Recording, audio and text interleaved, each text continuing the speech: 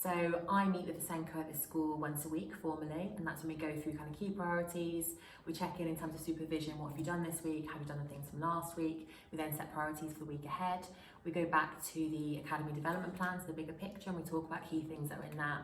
But then we also check in really regularly, so we check in via emails and in person, sometimes on a daily basis, sometimes less than that. So it's kind of communication channels both ways, kind of consistently.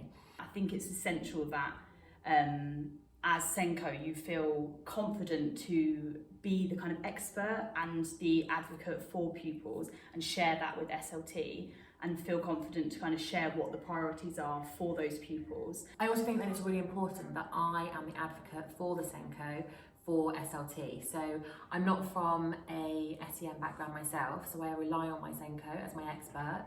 So I go to the SENDCo with questions, I find out everything I need to know from my SENDCo.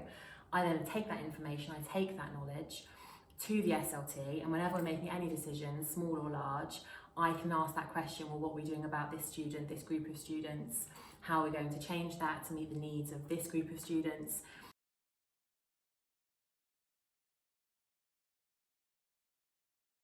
I think the most important thing that's allowed me to kind of build teaching and learning for SEN pupils is SLT giving me the time and opportunity to speak with staff throughout the year. We have briefings twice a week at this school. We use one kind of every other week for me to speak briefly to staff about a particular need or a specific pupil, something that we've seen in a learning walk that was going really well, to kind of encourage staff to do it. I am the leader of teaching and learning in the school, so my role is to improve teaching and learning continuously, and also to work with staff development, trainees, etc.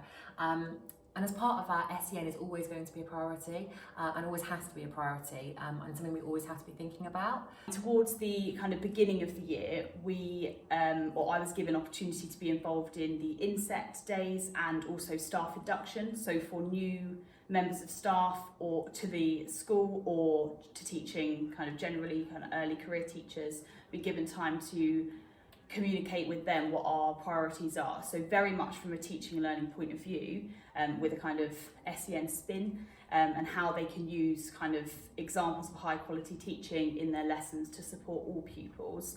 We're always focusing on different ways of teaching and the best ways of teaching, and we have a lot of focus at the moment on explicit instruction and making sure that our instruction is really clear for all students, SEN or not.